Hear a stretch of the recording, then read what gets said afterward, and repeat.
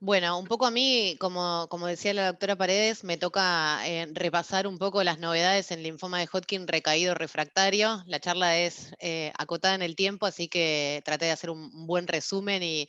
un poco intentar aplicar a la realidad latinoamericana. Sabemos todos que el linfoma de Hodgkin no es el linfoma más frecuente que tenemos en nuestras regiones, es un linfoma que representa alrededor del 10-11% de los linfomas en países occidentales. Tiene dos picos de incidencia, o sea, es una enfermedad bimodal con alta frecuencia en gente joven de entre 15 y 30 años y después otro segundo pico en mayores de 55 o 60 años. Y la prevalencia entre hombres y mujeres varía también según estos grupos etarios. Un poco para ver qué representa el linfoma de Hodgkin entre otras enfermedades oncológicas en nuestro medio. Bueno, el linfoma de Hodgkin es una enfermedad mucho menos frecuente que otro tipo de tumores y que otro tipo de linfomas también en nuestras regiones. Y un poco,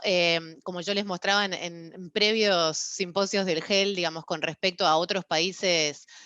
occidentales, nosotros básicamente lo que tenemos en Latinoamérica o Latinoamérica, Centroamérica y Caribe, básicamente es una incidencia similar a la norteamericana, un poco inferior a la europea. Pero lo que podemos ver es que la mortalidad en nuestros países, si bien nuestra incidencia es similar a la norteamericana, es más elevada que en Norteamérica. O sea que acá necesitamos nosotros mejorar un poco el manejo que tenemos de esta patología para poder hacer que estos pacientes que diagnosticamos y que eventualmente recaen puedan ser rescatados de mejor manera. Tenemos datos de la región, estos datos corresponden entre 2010 y 2013, los reunimos a través de un estudio retrospectivo que fue auspiciado básicamente por el laboratorio Takeda. em, este registro mostró ciertas particularidades con respecto al manejo del linfoma de Hodgkin en Latinoamérica puntualmente. Participamos de este registro centros de Colombia, de México y de Argentina, y podemos conocer, por ejemplo, que en ese periodo de tiempo los regímenes en recaída más utilizados eran el ICE, el ESHAP o el IGEV, y que si bien teníamos cierta intención de trasplantar a nuestros pacientes, eran menos los pacientes que efectivamente terminaban recibiendo este tipo de terapias y que acá tenemos algunas diferencias con otras regiones del mundo específicamente y nuestros resultados en recaído refractario, que es lo resaltado en este recuadro colorado a la derecha, muestran que con respecto a otras publicaciones y otras cohortes de otros lugares en el mundo, nuestra sobrevida es un poco inferior. ¿Qué otras cosas son importantes? A diferencia de otros linfomas, las recaídas del linfoma de Hodgkin pueden ser tardías, específicamente en los pacientes que debutan en estadios avanzados. Por ende, es importante un seguimiento a más largo plazo que en otras enfermedades linfoproliferativas. Esto es un poco diferente a difuso de células grandes B o algunas otras histologías más agresivas, donde sabemos que los pacientes, si alcanzan endpoints a 24 o 30 meses sin progresión, prácticamente es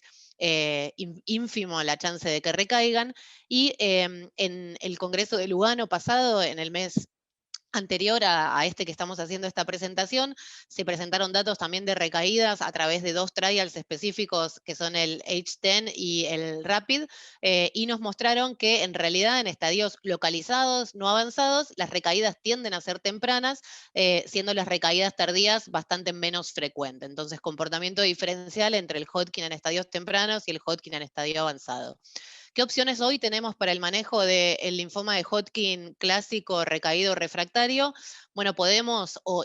intentar utilizar inhibidores de checkpoints, pembrolizumab o nivolumab, que son los que están más disponibles en nuestras regiones. Podemos volver a exponer a nuestros pacientes a quimioterapia y vamos a ver un poco qué rédito tienen estas estrategias. Y tenemos ya desde hace un tiempo también anticuerpos conjugados como el brentuximab vedotin.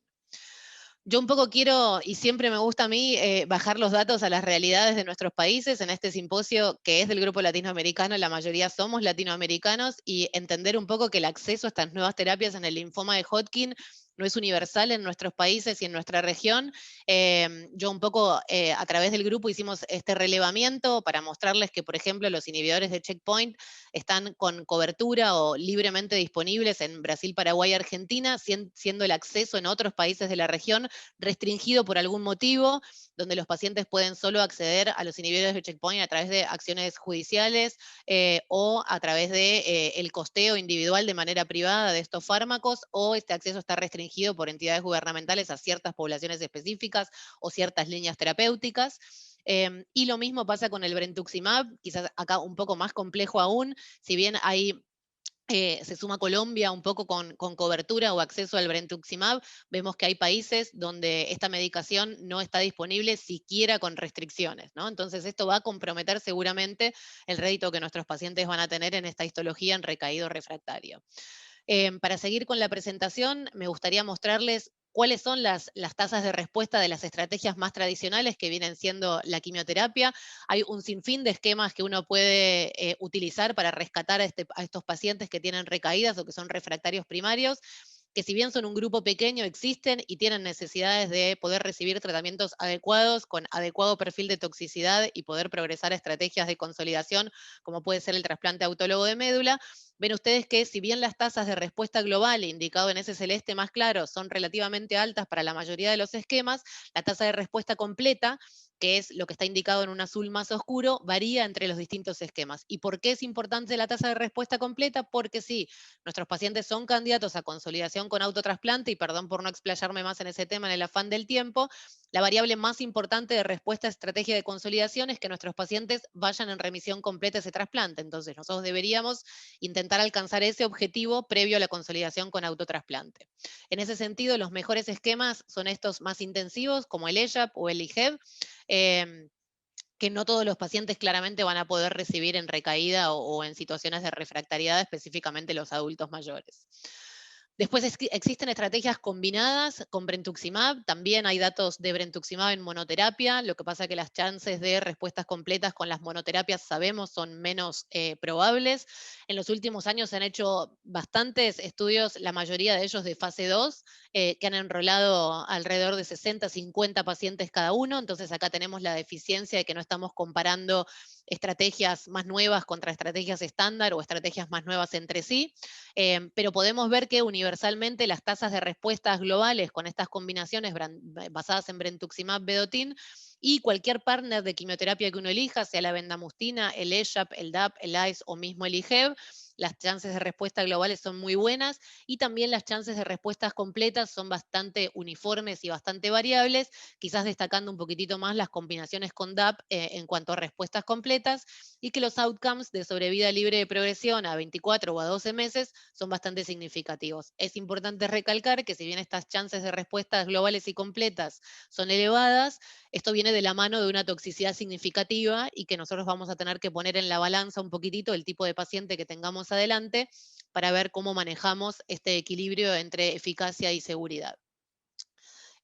Otro tipo de estrategias que fueron publicadas a lo largo de estos últimos años con respecto al manejo del linfoma de Hodgkin en recaídos refractarios tiene que ver con el uso secuencial de estas nuevas terapias, en este caso brentuximab vedotin, más alguna otra terapia de rescate basado en quimioterapia. Sí, con la monoterapia con brentuximab el rédito no era adecuado. Entonces los pacientes primero recibieron una cantidad de ciclos fijos de brentuximab y los pacientes que obtenían respuestas completas podían ser consolidados con autotrasplante, y los pacientes que no obtenían respuestas completas a esta monoterapia con droga más específica, no de lo más estándar que teníamos en esos momentos con estos primeros reportes, se le podía ofrecer, en este caso el esquema ICE aumentado, fue un trabajo presentado por Moskowitz ya hace bastantes años, aumentando un poco la chance de esa respuesta completa y pudiendo consolidarse esos pacientes con la mejor respuesta obtenida. ¿Qué intención tienen estos estudios secuenciales? Tratar de ahorrarle la toxicidad de un segundo esquema de quimioterapia estándar a quienes respondan adecuadamente a estas drogas más novedosas. Sin embargo, pueden ver ustedes acá que la tasa de respuestas completas es sutilmente más baja que la de los estudios fase 2 que les mostré previamente de brentuximab en combinación con otros esquemas de quimioterapia. Estas mismas estrategias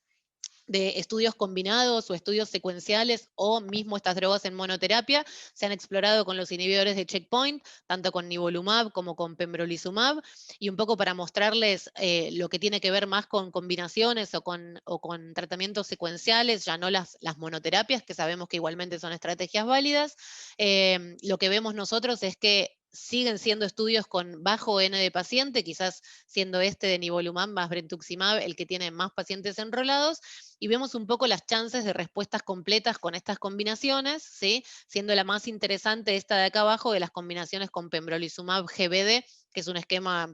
relativamente estándar de rescate en linfoma de Hodgkin. Y también vemos que los outcomes que tienen que ver con sobrevida libre de progresión, tanto a 12 como a 24 meses, son buenos y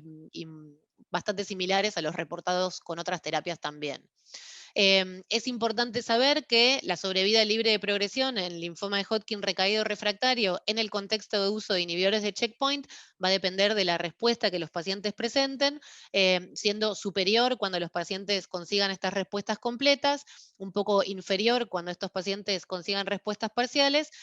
o enfermedades estables. Estas curvas corresponden una a nivolumab y otra a pembrolizumab, siendo bastante similares los resultados de ambas drogas en este escenario de recaídos refractarios. Y como para cerrar y dejar un espacio importante para la discusión y algún otro tema que quieran discutir que yo no he relevado en el afán del tiempo, mostrarles este, que es un estudio randomizado y en eso quizás se diferencia un poco de todos los datos que les he mostrado previamente, que lo que buscó es ver de estas nuevas drogas que tenemos disponibles para el manejo del linfoma de Hodgkin, si hay alguna que sea superior a otra en monoterapia en el escenario en recaída. Entonces, este es el estudio Keynote 204, fue presentado el año pasado en ASCO, y básicamente lo que este estudio buscaba responder era 100 pacientes con linfoma de Hodgkin clásico recaídos refractarios, que tengan recaídas posteriores a trasplante o que sean inelegibles para el trasplante, y la mayoría de los pacientes inelegibles lo fueron por quimiorrefractariedad, no por status performance o por otras comorbilidades, y que hayan recibido al menos una terapia previa, ver un poco qué sobrevida libre de progresión presentaban, si eran expuestos a pembrolizumab en terapia relativamente continua o a brentuximab también en terapia relativamente continua. La propuesta era 35 ciclos máximos o hasta progresión o toxicidad inaceptable. La gran mayoría de los pacientes no llegaron a recibir esa cantidad de ciclos claramente porque o progresaron antes o discontinuaron por toxicidad. Y este estudio tenía la particularidad de que, como brentuximab era una droga que ya se venía utilizando previamente, digamos, en la práctica cotidiana y tenía su indicación en primera línea también, permitió el uso previo de brentuximab vedotin y esos pacientes podían ser enrolados en el estudio si habían presentado al menos una respuesta parcial a la droga. ¿Qué particularidades tiene la población enrolada en este estudio, que como les dije es de los poquitos randomizados que tenemos en este escenario? Bueno, la mayoría de los pacientes son jóvenes, las medianas de edad entre 36 y 35 años, y hay un pequeño porcentaje, solo aproximadamente 20 pacientes por rama, que representa el 18 o el 15% de los pacientes, eran mayores de 65 años. Entonces esto es importante tenerlo en cuenta al momento en que apliquemos estos datos en nuestra práctica cotidiana. Otra cosa importante es que gran parte de los pacientes habían recibido un trasplante previo, un poco más de un tercio de esos pacientes ya habían sido trasplantados y habían fallado a esa consolidación con autotrasplante, y un pequeño número de pacientes, 5 en la rama de pembrolizumab, 10 en la rama de brentuximab, habían sido previamente expuestos a brentuximab. Como otros datos importantes, la mediana de líneas previas fue de 2 para la rama que utilizó pembrolizumab y de 3 para la rama de tratamiento con brentuximab, viendo ustedes que hay pacientes enrolados que tienen hasta 10 líneas previas de tratamiento, por ende una población un poquito compleja de tratar. ¿Y qué demostró este estudio? Bueno, que parece que usar inhibidores de checkpoint en este contexto específicamente de recaídos refractarios no candidatos a trasplante por no elegibilidad al mismo o recaídos posteriores. Vale la pena recalcar que había pacientes que habían recibido trasplante halogénico también, no solo trasplante autólogo. Parece ser superior la sobrevida libre de progresión con el uso de inhibidores de checkpoint, en este caso pembrolizumab, versus el uso de brentuximab vedotin, con una mediana de 13.2 meses para pembrolizumab versus alrededor de 8 meses para brentuximab. Tiene varios estudios de subgrupo hecho de este trial, entonces se buscó si la respuesta era diferente en pacientes con trasplante halogénico previo, con trasplante autólogo previo o no, y también un poco se evaluó con respecto al uso previo de brentuximab vedotin, y se demostró que el beneficio a favor de pembrolizumab se mantenía a lo largo de los grupos, indiferentemente de. Entonces, ya para finalizar y pasar un poco a la parte de la discusión, que siempre es interesante y atractivo desde mi punto de vista, creo yo que el rédito del tratamiento del linfoma de Hodgkin clásico ha mejorado significativamente en los últimos años, a expensas de estos nuevos tratamientos que, como ya vimos, no están universalmente disponibles en nuestras regiones, y que este acceso limitado que tenemos en Latinoamérica a estas terapias podrían potencialmente comprometer la evolución de nuestros pacientes a largo plazo, a pesar de que veamos data muy buena y muy robusta de estos ensayos clínicos. Después tenemos que ver cómo podemos aplicar estos datos en nuestra práctica cotidiana, y que necesitamos nosotros como región seguir generando datos y en ese camino estamos con los colegas de Colombia y de Paraguay, para poder entender qué escenario tenemos en Latinoamérica con estas patologías y cómo podemos hacer el mejor uso de nuestros recursos en esta región en la que tratamos pacientes. Así que con eso termino, Sally, y vuelvo a darte la palabra para el bloque de preguntas.